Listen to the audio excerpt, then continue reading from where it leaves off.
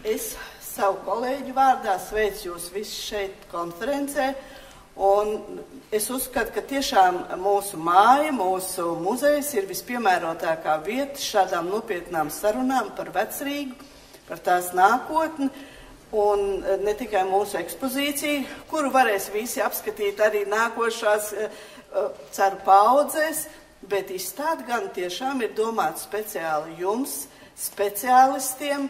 Mēs esam izlikuši unikālas vērtības, Rīgas plānus, jeb konkrēti Vecrīgas plānus, tā skaitā Franciska Mūrera plānu, kas ir 1650. gadā zīmēts, un mēs viņu visiem nerādām, jo tā ir tik unikāla vērtība un gaistoša zīmēta, ka tikai speciālistiem mēs rādām atsevišķos gadījumos. Un šis būtu tas lielais, svarīgais gadījums, kad mēs viņu parādām.